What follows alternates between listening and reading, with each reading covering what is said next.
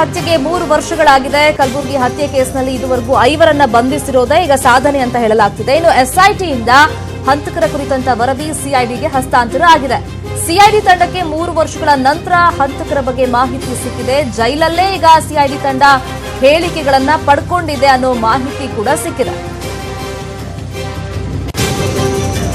ಹಾಗಾದ್ರೆ ಯಾರ ಹಂತಕರು ಅಂದ್ರೆ ಗೌರಿ ಲಂಕೇಶ್ ಹಂತಕರೇ ಎಂಎಂ ಕಲಬುರ್ಗಿ ಹಂತಕರು ಅನ್ನೋ ಸ್ಫೋಟಕ ಮಾಹಿತಿ ಇದೀಗ ಅಧಿಕೃತವಾಗಿ ಗೊತ್ತಾಗಿದೆ.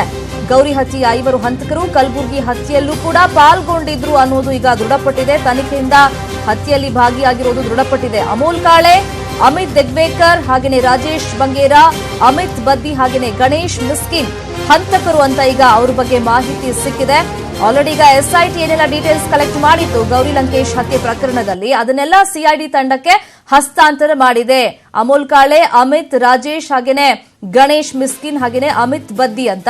ಸೊ ಈ 5 ಸೇರ್ಕೊಂಡು ಗೌರಿ ಲಂಕೇಶ್ ಹತ್ಯೆಯಲ್ಲೂ ಕೂಡ ಇವರ ಕೈವಾಡ ಇದೆ ಅಂತ ಎಸ್ಐಟಿ ಒಂದಿಷ್ಟು ಮಾಹಿತಿಗಳನ್ನ ಕಲೆ ಹಾಕಿತ್ತು. ಈಗ ಆ ಮಾಹಿತಿಯನ್ನ ಸಿಐಡಿಗೆ ಹಸ್ತಾಂತರ ಮಾಡಿದೆ ಎಸ್ಐಟಿ.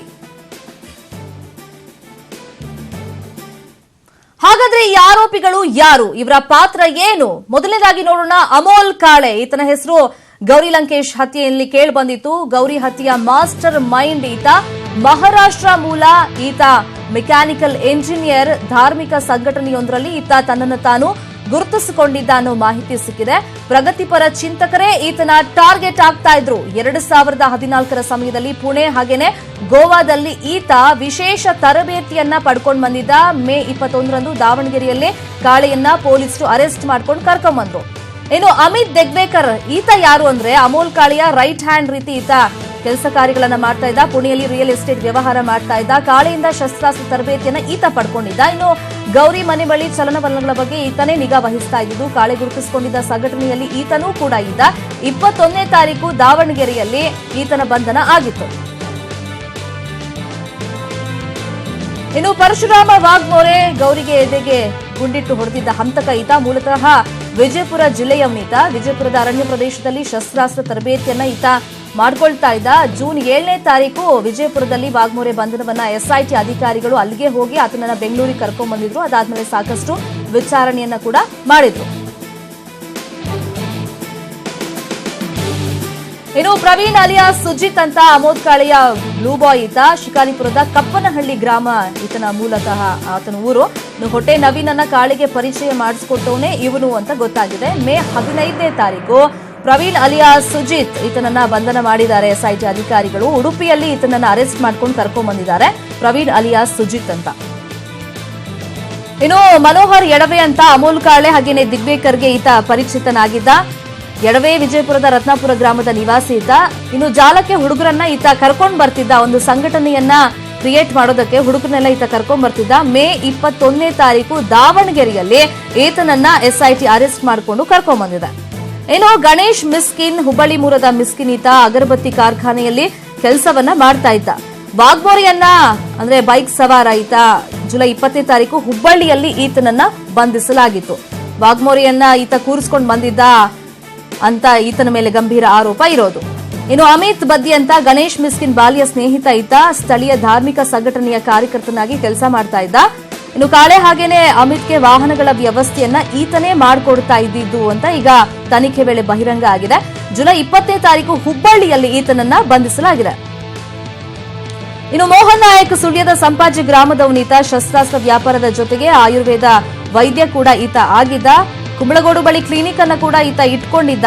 ಹಂತಕರಿಗೆ ಕ್ಲಿನಿಕ್ನಲ್ಲೇ ಆಶ್ರಯವನ್ನ ಈತ ಒದಗಿಸಿದ್ದ ಅನ್ನೋ ಮಾಹಿತಿ ತನಿಖೆ ವೇಳೆ ಗೊತ್ತಾಗಿದೆ. ಜುಲೈ 22ನೇ ತಾರೀಕು ಸುಳ್ಯದಲ್ಲಿ ಈತನನ್ನ ಬಂಧಿಸಲಾಯಿತು. ಇನ್ನು ರಾಜೇಶ್ ಬಂಗೇರ. ರಾಜೇಶ್ ಮೂಲತಃ ಮಡಿಕೇರಿಯವ. ಶಿಕ್ಷಣ ಇಲಾಖೆಯಲ್ಲಿ ದ್ವಿತೀಯ ದರ್ಜೆ ಸಹಾಯಕನಾಗಿ ಈತ ಕೆಲಸವನ್ನ ಮಾಡ್ತಾ ಇದ್ದ. ಅಮೋಲ್ ಕಾಳೆಯ ನಿಕಟವರ್ತಿ ಈತ. ಕಾಳೆಗೆ 20 ಗುಂಡುಗಳನ್ನ ಈತ ಪೂರೈಸಿದ್ದ ಅಂತ ಈತನೇ ಬಾಯ್ಬಿಟ್ಟಿದ್ದಾನೆ. ಖಾನಾಪುರದಲ್ಲಿ ಹುಡುಗರಿಗೆ ಶಸ್ತ್ರಾಸ್ತ್ರ ತರಬೇತಿಯನ್ನ ಕೂಡ ಈತ ನೀಡ್ತಿದ್ದಂತೆ. ಜುಲೈ 23ನೇ ತಾರೀಕು ಮಡಿಕೇರಿಯಲ್ಲಿ ಈತನನ್ನ ಬಂಧಿಸಲಾಗಿದೆ. ಇನ್ನು ಸುರೇಶ್ ಮೂಲತಃ ಕುಣಿಗಲ್ನವ. ಸಿವಿಲ್ ಗುತ್ತಿಗೆದಾರ ಹಾಗೆಯೇ ಶಿಕ್ಷಕ ವೃತ್ತಿ ಈತನದು. ಆರೋಪಿಗಳಿಗೆ ಆಶ್ರಯ ನೀಡಿದ್ದಾನೆ ಅಂತ ಈತನ ಮೇಲೆ ಆರೋಪ ಇರೋದು. ಅದರ ಜೊತೆಗೆ ಸಾಕ್ಷ್ಯ ನಾಶವನ್ನ ಮಾಡಿದ್ದ ಕುಣಿಗಲ್ ಸುರೇಶ್ ಅಂತ ಈತನ ಮೇಲೆ ಆರೋಪ ಇದೆ. ಜುಲೈ 25ನೇ ತಾರೀಕು ಬೆಂಗಳೂರಲ್ಲೇ ಎಸ್ಐಟಿ ಅಧಿಕಾರಿಗಳು ಈತನನ್ನ ಅರೆಸ್ಟ್ ಮಾಡಿದ್ದಾರೆ. ಇನ್ನು ಕೆಟಿ ನವೀನ್ ಕುಮಾರ್ ಗೌರಿ ಕೇಸ್ನಲ್ಲಿ ಪ್ರಥಮ ಬಂಧಿತ ಈತ ಮಂಡ್ಯದ ಮದ್ದೂರು ಈತನ ಊರು. ಹಿಂದೂ ಯುವ ಸೇನೆ ಅಧ್ಯಕ್ಷನಾಗಿ ಈತ ಕೆಲಸ ಮಾಡ್ತಿದ್ದ. ಕಾಳೆಗೆ ಜೀವಂತ ಗುಂಡುಗಳನ್ನ ಪೂರೈಸ್ತಾ ಇದ್ದಿದ್ದು ಈತನೇ ಅಂತ ಈತ ಒಪ್ಕೊಂಡಿದ್ದಾನೆ. ಫೆಬ್ರವರಿ 18ನೇ ತಾರೀಕು ಉಪ್ಪಾರ್ಪೇಟೆಯಲ್ಲಿ ಈತನನ್ನ ಅರೆಸ್ಟ್ ಮಾಡಿದ್ದಾರೆ ಎಸ್ಐಟಿ ಅಧಿಕಾರಿಗಳು. ಇನ್ನು ಭರತ್ ಕುರ್ನೆ ಅಂತ ಈತ ಅಮೋಲ್ ಕಾಳೆಗೆ ನಿಕಟವರ್ತಿಯಾಗಿದ್ದ. ಮೂಲತಃ ಬೆಳಗಾವಿಯ ಸಂಭಾಜಿ ಗಲ್ಲಿ ನಿವಾಸಿ ಈತ.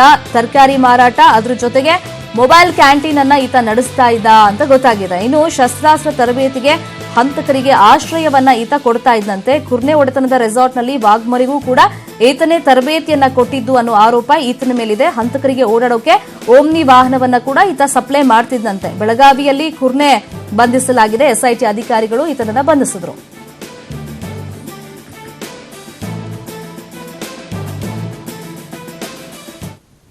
ಈಗ ಎಸ್ಐಟಿ ಅಧಿಕಾರಿಗಳು ಸಿಐಡಿಗೆ ಒಂದು ವರದಿಯನ್ನ ಕೊಟ್ಟಿದ್ದಾರೆ. ಅದರಲ್ಲಿ ಕನ್ಫರ್ಮ್ ಆಗಿದೆ ಹಿರಿಯ ಸಂಶೋಧಕ ಎಂಎಂ ಕಲಬುರ್ಗಿ ಹತ್ಯೆ ಮಾಡಿದ್ದು ಕೂಡ ಗೌರಿ ಲಂಕೇಶ್ ಹತ್ಯೆ ಮಾಡಿದವ್ರೆ ಅಂತ.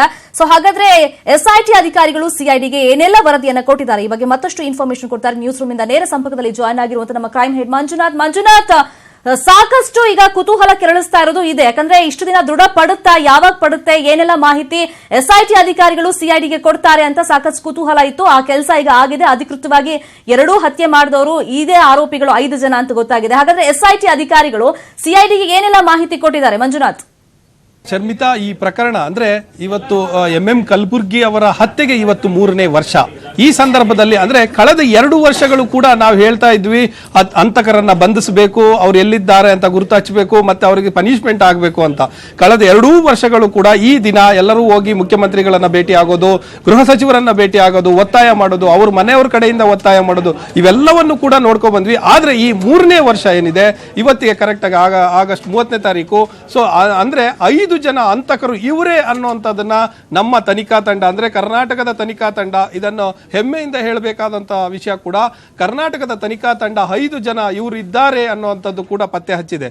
ಈ ಸಂಬಂಧವಾಗಿ ಒಂದು ವರದಿಯನ್ನ ಸಿದ್ಧಪಡಿಸಿ ಅಂದ್ರೆ ಗೌರಿ ಕೇಸನ್ನ ಪ್ರಕರಣವನ್ನು ತನಿಖೆ ನಡೆಸ್ತಾ ಇದ್ದಂತ ಎಸ್ಐಟಿ ತಂಡ ಅದು ಪೂರ್ತಿಯಾಗಿ ಎಲ್ಲವನ್ನೂ ಕೂಡ ಸ್ಟಡಿ ಮಾಡಿದೆ. ಇವರು ಕೇವಲ ಇಲ್ಲಿಗೆ ಇದ್ದಾರಾ ಅಥವಾ ಮಹಾರಾಷ್ಟ್ರಕ್ಕೂ ಹೋಗಿದ್ದಾರಾ, ಕರ್ನಾಟಕದ ಕಲಬುರ್ಗಿಯಲ್ಲಿ ಇದ್ದಾರಾ, ಕಲಬುರ್ಗಿ ಅವರ ಹತ್ಯೆ ಪ್ರಕರಣದಲ್ಲಿ ಇದ್ದಾರಾ ಅಂತ ಎಲ್ಲವನ್ನೂ ಕೂಡ ಡೀಟೇಲ್ ಆಗಿ ಸ್ಟಡಿ ಮಾಡಿದಂತ ಸಂದರ್ಭದಲ್ಲಿ ಕಲಬುರ್ಗಿ ಅವರ ಹತ್ಯೆಯಲ್ಲಿ ಇವರ ಕೈವಾಡ ಇರುವುದು ಸಾಬೀತಾಗಿದೆ ಅನ್ನುವಂತ ಒಂದು ವರದಿಯನ್ನ, ದೊಡ್ಡ ವರದಿಯನ್ನ ಸಿಐಡಿಗೆ ಕೊಟ್ಟಿದ್ದಾರೆ. ಸಿಐಡಿ ಕಲಬುರ್ಗಿ ಅವರ ಕೇಸನ್ನ ಎನ್ಕ್ವೈರಿ ಮಾಡ್ತಾ ಇದೆ. ಹಾಗಾಗಿ ಮುಂದೆ ಅವ್ರು ಏನ್ ಮಾಡ್ತಾರೆ ಅನ್ನುವಂಥದ್ದು ಕಾದ್ ನೋಡ್ಬೇಕಾಗುತ್ತೆ. ಅಂದ್ರೆ ಈ ಹಂತಕರ ಕಲಬುರ್ಗಿ ಅವರ ಹತ್ಯೆಯಲ್ಲಿ ಇವರ ಈ ಹಂತಕರ ಪಾತ್ರ ಮತ್ತೆ ಏನೇನೆಲ್ಲ ಮಾಡ್ಕೊಂಡಿದ್ರು ತಯಾರಿ ಅನ್ನುವಂಥದ್ದು ಗೊತ್ತಾಗುತ್ತೆ. ಸೊ ಇದಕ್ಕೆ ಮುಂದುವರೆದ ಭಾಗವಾಗಿ ಸಿಐಡಿ ಏನು ತನಿಖಾಧಿಕಾರಿಗಳಿದ್ದಾರೆ ಅವರು ಈಗ ಏನು ಆರೋಪಿಗಳು ಜೈಲಲ್ಲಿ ಇರುವಂತ ಪರಪ್ಪನ ಅಗ್ರಹಾರಕ್ಕೆ ಭೇಟಿ ಕೊಟ್ಟು ಅಲ್ಲಿಂದ ಒಂದು ಸ್ಟೇಟ್ಮೆಂಟ್ ಕೂಡ ಮಾಡ್ಕೊಂಡು ಬಂದಿದ್ದಾರೆ. ಆ ಸ್ಟೇಟ್ಮೆಂಟ್ ಅನ್ನ ಆಧಾರವಾಗಿಟ್ಕೊಂಡು ಪುನಃ ವಶಕ್ಕೆ ಪಡೆಯುವಂತ ಸಾಧ್ಯತೆ ಕೂಡ ಇದೆ. ಆದ್ರೆ ಈ ಹಂತದವರೆಗೂ ನಾವು ಏನು ಆಗಿಲ್ಲ ಅಂತ ಹೇಳ್ತಾ ಇದ್ವೋ ಈ 3ನೇ ವರ್ಷ ಅದಾಗಿದೆ ಅಂತ ಹೇಳ್ಬೋದು ಶರ್ಮಿತಾ. ಅದ್ರ ಜೊತೆಗೆ ಮಂಜುನಾಥ್, ಈಗ 5 ಜನ ಆರೋಪಿಗಳು ಏನಿದ್ದಾರೆ ಅದ್ರ ಜೊತೆಗೆ ಅವರಿಗೆ ಸಹಾಯ ಮಾಡಿದವರು ಕೂಡ ಸಾಕಷ್ಟು ಜನ ಇದ್ದಾರೆ. ಅವರ ಪಿನ್ ಟು ಪಿನ್ ಡೀಟೇಲ್ಸ್ ಅನ್ನ ಈಗ ಎಸ್ಐಟಿ ಅಧಿಕಾರಿಗಳು ಕಲೆ ಹಾಕಿದ್ದಾರೆ. ಹಾಗಾದ್ರೆ ವಾಟ್ ನೆಕ್ಸ್ಟ್? ಈಗ 5 ಜನ ಆರೋಪಿಗಳನ್ನ ಜೈಲಲ್ಲಿ ಇಟ್ಟಿದ್ದಾರೆ. ವಿಚಾರಣೆಯನ್ನ ಕಂಟಿನ್ಯೂಸ್ ಆಗಿ ಎಸ್ಐಟಿ ಅಧಿಕಾರಿಗಳನ್ನು ಮಾಡ್ತಿದ್ದಾರೆ. ಅವರಿಗೆ ಸಹಾಯ ಮಾಡಿದವರನ್ನ ಯಾವಾಗ ಕರ್ಕೊಂಡ್ ಬರ್ತಾರೆ, ಯಾವ ರೀತಿ ಮುಂದಿನ ಹಂತದ ವಿಚಾರಣೆ ನಡೆಯುತ್ತೆ? ಹಾಗಾದ್ರೆ ಈ ಪ್ರಕರಣಕ್ಕೆ ಸಂಬಂಧಪಟ್ಟಂತೆ ಇದೀಗ ಅಷ್ಟೇ ಜಸ್ಟ್ ಟೇಕ್ ಆಫ್ ಆಗಿದೆ ಪ್ರಕರಣ. ಅಂದ್ರೆ ತನಿಖೆ ಹೇಗೆ ನಡಿಬೇಕು ಅನ್ನೋಂಥದ್ದು. ಅದರಲ್ಲಿ 5 ಜನ ಇದ್ದಾರೆ ಅಂತದ್ದು ಪ್ರಮುಖ ಆರೋಪಿಗಳು. ಅಂದ್ರೆ ಅವರೆಲ್ಲ ಏನ್ ಪ್ಲಾನ್ ಮಾಡಿದ್ರು, ಹೇಗೆ ಎಕ್ಸಿಕ್ಯೂಟಿವ್ ಆಯ್ತು, ಅದರ ಹಿಂದಿನ ಕಾರ್ಯಗಳೇನು, ಕಾರಣಗಳೇನು, ಯಾಕೆ ಹಿಂಗ್ ಮಾಡಿದ್ರು ಅನ್ನುವಂಥದ್ದು. ಮತ್ತೆ ಹಿಂದೂ ಧರ್ಮದಲ್ಲೇ ಇದ್ದುಕೊಂಡು ಹಿಂದೂ ಧರ್ಮದ ವಿರೋಧವಾಗಿ ಯಾರಾದ್ರೂ ಹೇಳಿಕೆ ಕೊಟ್ರೆ ಅಂತವ್ರು ನಾವು ಟಾರ್ಗೆಟ್ ಮಾಡ್ತೀವಿ ಅನ್ನುವಂಥದ್ದು. ಸೊ ಈ ಎಲ್ಲ ಅಂಶಗಳು ಕೂಡ ಗೌರಿ ಪ್ರಕರಣದಲ್ಲಿ ಬಂದಿದೆ. ಅದರ ಜೊತೆಗೆ ತನಿಖೆ ಮಾಡುವಂತ ಸಂದರ್ಭದಲ್ಲೂ ಇದೇ ಇವರ ಅಂದ್ರೆ ಹಿಂದೂ ಧರ್ಮದ ವಿರೋಧವಾಗಿ ಅವರು ಹೇಳಿಕೆ ಕೊಟ್ಟಿದ್ದೆ ಕಲಬುರ್ಗಿ ಅವರ ಹತ್ಯೆಗೆ ಕಾರಣ ಅನ್ನುವಂಥದ್ದು ಕೂಡ ಈ 5 ಜನ ಆರೋಪಿಗಳು ಒಪ್ಕೊಂಡಿದ್ದಾರೆ. ಮತ್ತೆ ಈಗ ಉಳಿದಿರುವಂತದ್ದು ಏನಂದ್ರೆ ಅವರು ಫೈರ್ ಮಾಡಿದ ಗನ್ ಎಲ್ಲಿದೆ, ಅವರು ಅವತ್ತು ಬಂದಿದ್ದಂತ ಧಾರವಾಡಕ್ಕೆ ಬಂದಿದ್ದಂತ ಗಾಡಿ ಯಾವುದು, ಎಲ್ಲಿ ಬಂದ್ರು, ಮತ್ತೆ ಅವ್ರು ಎರಡು ಸಾಳೆ ಆಗ್ತಾ ಇದೆಯಾ. ಸೊ ಇವೆಲ್ಲ ಟೆಕ್ನಿಕಲ್ ಡೀಟೇಲ್ಸ್ ಜೊತೆಗೆ ಒಂದಷ್ಟು ಸಾಕ್ಷ್ಯಗಳನ್ನು ಕೂಡ ಸಂಗ್ರಹ ಮಾಡಬೇಕಾಗುತ್ತೆ. ಈ ಸಂದರ್ಭದಲ್ಲಿ ಅಂದ್ರೆ ಇವರು ಹೇಳುವಂತ ಈಗಿರುವಂತ ಮಾಹಿತಿ ಪ್ರಕಾರ ಕೇವಲ ಈ 5 ಜನಕ್ಕೆ ಕಲಬುರ್ಗಿ ಅವರ ಹತ್ಯೆ ಪ್ರಕರಣದಲ್ಲಿ ಕೇವಲ ಇವರ 5 ಜನಕ್ಕೆ ನಿಲ್ಲೋದಿಲ್ಲ. ಈ ಸಂಖ್ಯೆ ಇನ್ನೂ ದೊಡ್ಡದಾಗುತ್ತೆ. ಇನ್ನೂ 5 ರಿಂದ 10 ಜನ ಆಡ್ ಆಗುವಂತ ಸಾಧ್ಯತೆ ಅಂದ್ರೆ ಅವರು ಕೂಡ ಆಗುವಂತ ಸಾಧ್ಯತೆ ಇದೆ. ಅವ್ರ ಮೇಲೆ ನಮ್ಮ ನಿಗಾ ಇದೆ ಅನ್ನುವಂತ ಮಾಹಿತಿಗಳು ಕೂಡ ಈಗ ಸಿಐಡಿ ಮತ್ತೆ ಎಸ್ಐಟಿ ಇಂದ ಹೊರಗಡೆ ಬರ್ತಾ ಇರುವಂತ ಮಾಹಿತಿ. Sharmita, okay, thank you Manjunath, ಆಮೇಲೆ ಇನ್ಫಾರ್ಮೇಶನ್ಗೆ. ಮಾಜಿ ಸಿಎಂ ಸಿದ್ದರಾಮಯ್ಯ ಅವರಿಗೆ ಕಾಂಗ್ರೆಸ್ ಅಧ್ಯಕ್ಷ ರಾಹುಲ್ ಗಾಂಧಿ ಕರೆಯನ್ನ ಮಾಡಿದ್ದಾರೆ. ಸಿಎಂ ಕುಮಾರಸ್ವಾಮಿ ಭೇಟಿ ಬಳಿಕ ಕರೆಯನ್ನು ರಾಹುಲ್ ಗಾಂಧಿ ಮಾಡಿದ್ದಾರೆ ಸಿದ್ದರಾಮಯ್ಯ ಅವರಿಗೆ. ಇನ್ನು ಸಿದ್ದರಾಮಯ್ಯ ವಿರುದ್ಧ ರಾಹುಲ್ಗೆ ಕಂಪ್ಲೇಂಟ್ ಅನ್ನ ಕೊಟ್ಟಿದ್ರು ಕುಮಾರಸ್ವಾಮಿ ಅವರು. ಅತೃಪ್ತರನ್ನ ಮನವೊಲಿಸುವಂತೆ ಸಿದ್ದರಾಮಯ್ಯಗೆ ರಾಹುಲ್ ಈಗ ಫೋನ್ ಮುಖಾಂತರ ಸೂಚನೆಯನ್ನ ಕೊಟ್ಟಿದ್ದಾರೆ. ರಾಜ್ಯ ಸರ್ಕಾರದ ವಿರುದ್ಧ ಬಹಿರಂಗ ಹೇಳಿಕೆಯನ್ನ ಕೊಡದಂತೆ ನೀವು ಸೂಚಿಸಿ. ಅತೃಪ್ತರೀಗ ಆಲ್ರೆಡಿ ಮೊನ್ನೆಯಿಂದ ಒಂದು ಸ್ಟೇಟ್ಮೆಂಟ್ ಅನ್ನ ಕೊಡ್ತಾನೆ ಇದ್ದಾರೆ. ಅದು ಸಿದ್ದರಾಮಯ್ಯ ಅವರು ಸಿಎಂ ಆಗಬೇಕು ಅನ್ನೋದು ನಮ್ಮ ಆಸೆ ಅಂತ ಕಾಂಗ್ರೆಸ್ ಮುಖಂಡರೇ ಎಂಎಲ್ಎಗಳೇ ಹೇಳಿಕೆಗಳನ್ನ ಕೊಡ್ತಿದ್ದಾರೆ. ಬಹಿರಂಗವಾಗಿ ಮಾಧ್ಯಮಗಳ ಮುಂದೆನೆ ಈ ಸ್ಟೇಟ್ಮೆಂಟ್ ಅನ್ನ ಕೊಡ್ತಾ ಇರೋದ್ರಿಂದ ಆ ರೀತಿ ಯಾರು ರಾಜ್ಯ ಸರ್ಕಾರದ ವಿರುದ್ಧ ಬಹಿರಂಗ ಹೇಳಿಕೆಯನ್ನ ಕೊಡಬಾರದು, ಹಾಗೆ ನೀವು ಸೂಚನೆ ಕೊಡಬೇಕು ಅಂತ ರಾಹುಲ್ ಗಾಂಧಿ ಅವರು ನೇರವಾಗಿ ಸಿದ್ದರಾಮಯ್ಯ ಅವರಿಗೆ ಕಾಲ್ ಮಾಡಿ ಈ ರೀತಿ ಸೂಚನೆಯನ್ನ ಕೊಟ್ಟಿದ್ದಾರೆ.